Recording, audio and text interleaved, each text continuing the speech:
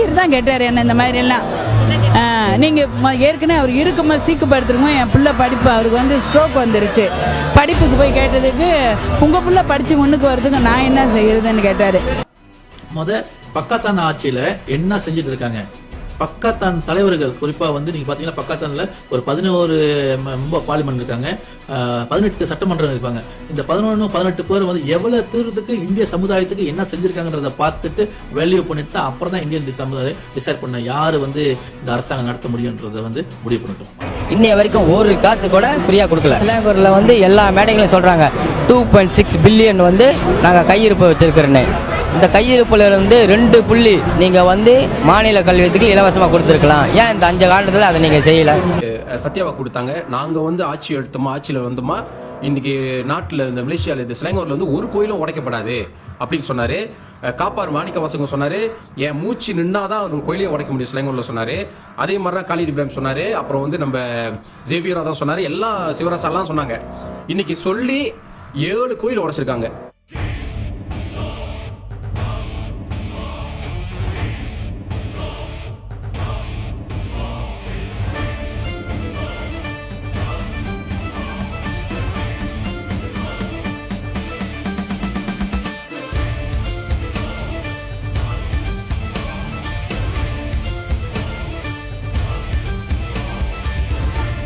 Saya diberitahu mereka akan belanja 50 juta ringgit Malaysia untuk program itu di Kuala Lumpur.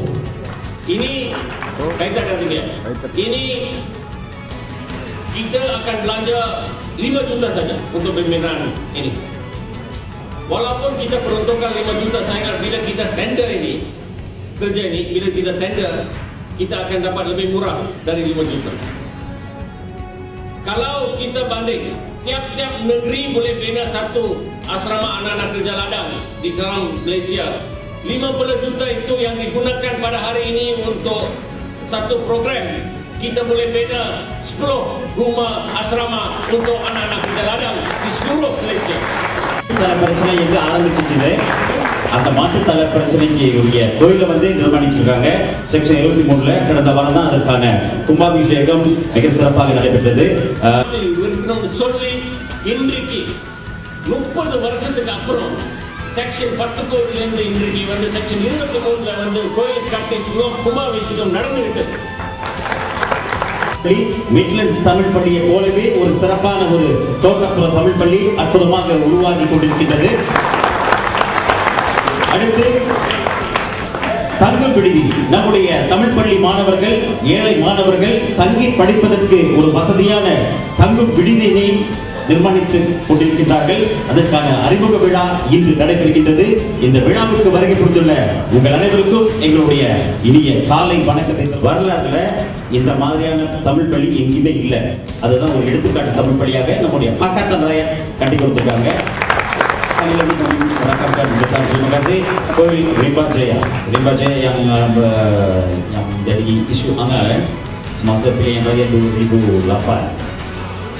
இப்போ வந்து அவங்க கட்டி கொடுத்துருக்காங்க, மிக பிரமாதமாக கட்டி கொடுத்துருக்காங்க. அந்த கோயிலையும் கட்டுமான பணி ஓடிக்கிட்டு இருக்குது. அதுக்கு ஒரு சிறப்பான கைத்தட்டு கொடுங்க. அடுத்து ஸ்கோலா ஜெனிஸ் கமாசான் தமிழ் கால்ஃபி, அதுவும் இப்பொழுது சிறப்பான முறையில் கட்டுமான பணிகள் நடத்தி கொண்டிருக்கின்றது. அதுக்கு ஒரு சிறப்பான கைத்தட்டு கொடுங்க. நிச்சயமாக நடக்கும். உங்களோட ஆதரவுல தான் இது இன்னைக்கு நடந்து விட்டது. இங்கே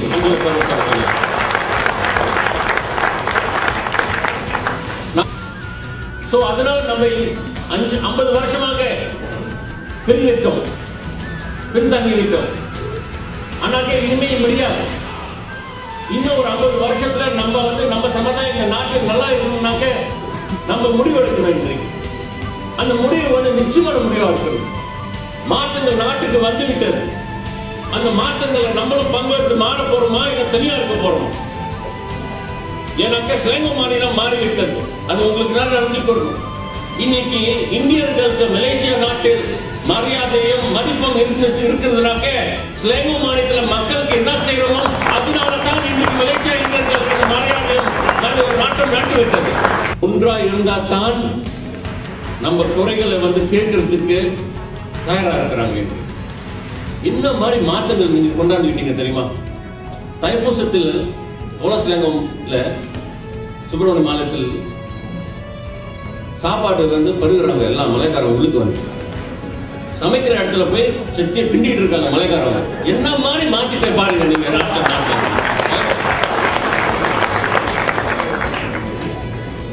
இது வந்து 20 வருஷத்துக்கு முன்னே நம்ம சேர்ந்தது நமக்கு இன்னைக்கு வந்து நம்ம இளைஞர்கள் வந்து இந்த நிலையில இருக்க மாட்டாங்கன்னு நினைக்கிறேன்.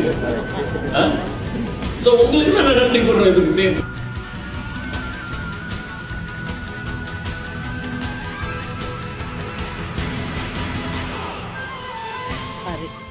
நான் போய் நேரடியாக கேட்டது இந்த உதவி கிடைக்குது. நான் வந்து 2000 தான் கேட்டேன். அதே போதும் ஒரு ஸ்டோல் வாங்கி வச்சிடலாம், கொஞ்சம் ஜாமான் எல்லாம் வாங்கி வைக்கலான்னு. அவர் வந்து எடுத்து 3000 வெளியே கொடுக்குறேன்னு ஒரு ரொம்ப நல்ல மனசோட சொன்னதும் எனக்கு என்ன சொல்கிறதே தெரியலம்மா. கடமையை மீறதுக்கு தாண்டா லஞ்சம், இங்க கடமையை செய்யறதுக்கு லஞ்சம். ரேஷன் கார்டுக்கு லஞ்சம், பிள்ளைங்களை ஸ்கூல்ல சேர்க்க லஞ்சம், ரயில்வே டிக்கெட்டுக்கு லஞ்சம், விவசாயிக்கு கடன் கொடுக்க லஞ்சம், பிறப்புல இருந்து இறப்பு வரைக்கும் பிரசவாஸ்பத்திரில இருந்து சுடுகாடு வரைக்கும் லஞ்சம் லஞ்சம் லஞ்சம் லஞ்சம். தேசிய ஒருமைப்பாடுங்கிறது இந்த நாட்டுல லஞ்சத்துல மட்டும்தான்டா இருக்கு. சின்ன சின்ன லஞ்சம் தானே பரவாயில்ல, எல்லாரும் கொடுக்கறாங்களேன்னு எல்லாருமே அலட்சியமா இருந்ததுனாலதான் நம்ம கண்ணுக்கே தெரியாம புத்துநோய் மாதிரி இந்த லஞ்சம் பரவி நாட்டையே அழிச்சுக்கிட்டு இருக்கு. பிரேசில்ல இந்தியர்களோட பங்கு ரொம்ப குறைவாக இருந்தது.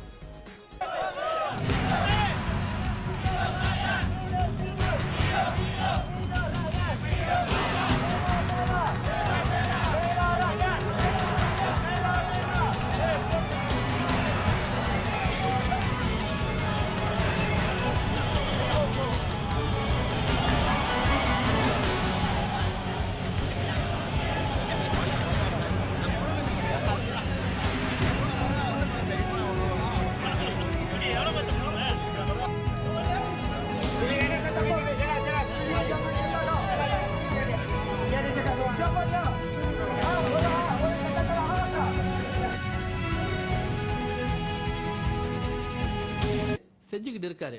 என் கேள்வி என்னன்னா, பக்காத்தான அரசாங்கத்துல 4 மாநிலம் இப்ப வச்சிருக்காங்க.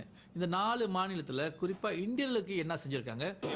தாய்மார்களே, பெருகளே, சகோதரி சகோதரே, மலாய் வணக்கம்.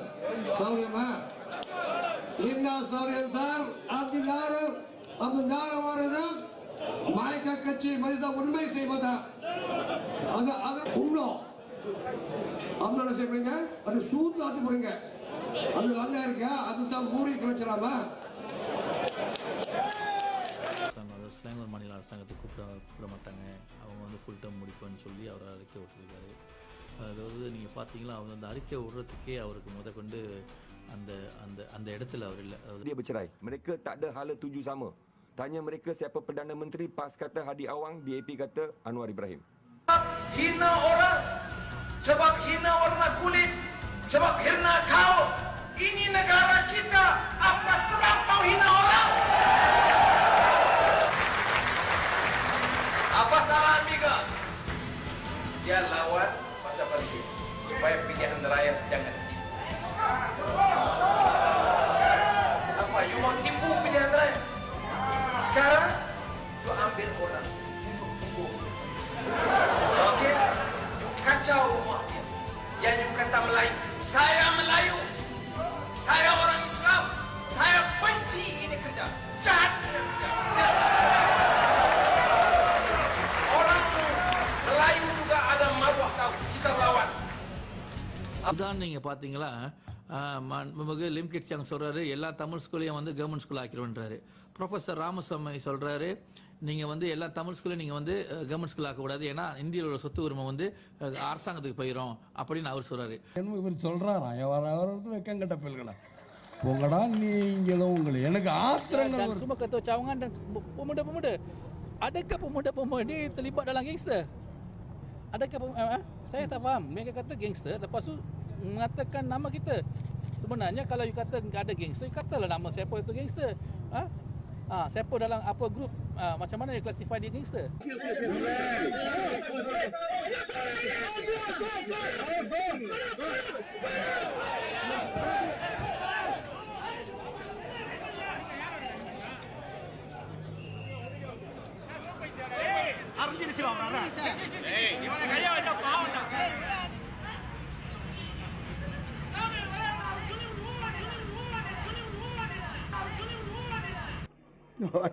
நீ இப்போ உட்காந்துட்டு பேசுறியடா பரதேசி நாய.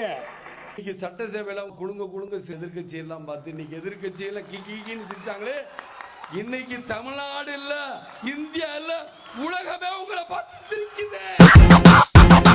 வாழ்த்துக்கள் வாழ்த்துக்கள் கோடி கோடி வாழ்த்துக்கள் வெற்றி பெற்ற வாழ்த்துக்கள் மாயிகாவுக்கே.